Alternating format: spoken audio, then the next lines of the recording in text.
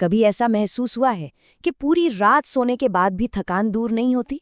वो जो थकान है ना, वो शरीर की नहीं बल्कि मन की है, एक बोझ सा जो हमेशा हमारे साथ चलता है। तो आज हम इसी मानसिक बोझ को हल्का करने के कुछ पुराने लेकिन बहुत असरदार तरीकों को समझने की कोशिश करेंगे। तो चलिए सबसे पहले ये समझते हैं कि ये मन का भारीपन आखिर है क्या चीज़। देखिए, ये कोई किलो वाला वजन नहीं है जिसे हम तौल सकते हैं। नहीं, ये तो हमारे विचारों का, हमारी चिंताओं का और हमारी उम्मीदों का एक अदृश्य बोझ है जो हम हर पल, हर जगह अपने साथ लेकर चलते हैं। और ये जो बात यहाँ लिखी है ना, ये बिल्कुल पते की बात है कि आज जो लोग टूटे हुए हैं वो इसलिए हैं क्योंकि उनका मन बाहरी है। मतलब असली लड़ाई बाहर नहीं चल रही, वो तो हमारे अंदर है। और यही भारी मन इंसान को अंदर ही अंदर खोखला कर देता है, भले ही बाहर से देखने में सब कुछ एकदम परफेक्ट क्यों ना लगे। अच्छा, अब जरा इस फर्क को समझिए, ये बहुत जरूरी है। शरीर की थकान और मन की थकान, दोनों में जमीन आसमान का अंतर है। देखिए, शरीर थकता है, हम सो जाते हैं, आराम करते हैं और ठीक हो जाता है ना? पर मन की थकान, उफ, उसमें तो दिमाग रुकता ही नहीं। वो तो बस दौड़ता रहता है, कभी पास्ट की गलियों में तो कभी फ्यूचर की चिंताओं में। इसे आराम ही नहीं मिलता। तो फिर इसका इलाज क्या है?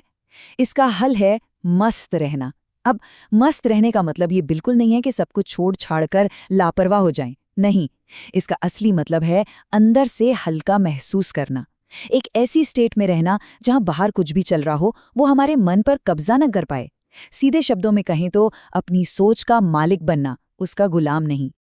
ठीक है, तो ये तो समझ आ गया कि मन भारी है, पर सवाल ये है कि ये भारीपन आता कहाँ से है? इसकी जड़ क्या है? चलिए अब थोड़ा और गहराई में चलते हैं। हजारों साल पहले गौतम बुद्ध ने कहा था कि हमारे सारे दुखों की सिर्फ एक ही जड़ है, इच्छा और आसक्ति। मतलब ये जो हमारी चाहत है ना कि चीजें ऐसी ही होनी चाहिए, लोग ऐसा ही बर्ताव करें, जिंदगी बिल्कुल वैसी ही चले जैसी हमने सोची है। और जब ऐसा नहीं होता तो बस वहीं से शुरू होता है सारा खेल, बेचैनी का, गुस्से का, दुख का। और ये बात आज के जमाने में तो और भी ज्यादा सच लगती है कि नहीं? जरा सोचिए, हम फोन स्क्रॉल कर रहे हैं और एक नोटिफिकेशन आता है, किसी दोस्त ने नई गाड़ी ली है, कोई विदेश घूम रहा है, और बस दिमाग में तुरंत एक कांटा चुभता है, मेरे पास ये क्यों नहीं है? और बस अशांति का वो चक्कर फिर से शुरू हो जाता है। और मजे की बात देखिए, आज की मॉडर्न साइकोलॉजी भी ठीक यही बात कहती है। इसे वो हेडोनिक ट्रेडमिल का नाम देते हैं। मतलब हम एक ट्रेडमिल पर दौड़ रहे हैं, कुछ हासिल करते हैं, थोड़ी देर की खुशी मिलती है और फिर हम वापस उसी जगह पर, और फिर एक नई इच्छा, एक नई दौड़। ये एक ऐसा चक्कर है जो कभी खत्म ही नहीं होता। और जानते हैं इस दौड़ को और भी मुश्किल क्या बनाता है? हमारे दिमाग की एक आदत, जिसे कहते हैं नेगेटिविटी बायस। हमारा दिमाग ना बना ही ऐसा है कि वो अच्छी चीजों से ज्यादा बुरी चीजों पर ध्यान देता है। कोई हमारी 10 बार तारीफ करे, हम भूल जाएंगे, पर एक बार कोई ताना मार दे, वो सालों तक याद रहता है ना? चलिए इसे एक छोटी सी कहानी से समझते हैं।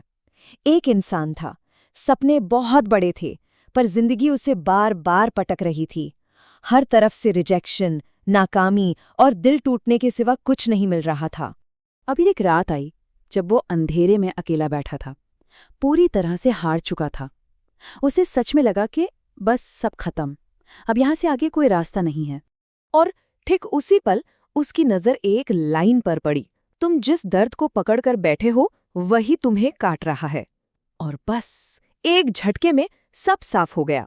उसे समझ आया कि प्रॉब्लम बाहर की दुनिया में नहीं है, प्रॉब्लम तो ये है कि उसने उस दर्द को कसकर पकड़ रखा है। दर्द उसे नहीं खा रहा था, दर्द को पकड़कर रखना उसे खा रहा था।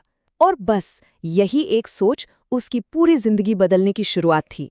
तो जब हमें प्रॉब्लम भी पता चल गए और उसकी जड़ भी, तो अब सवाल ये है कि इस चक्र से बाहर कैसे निकलें?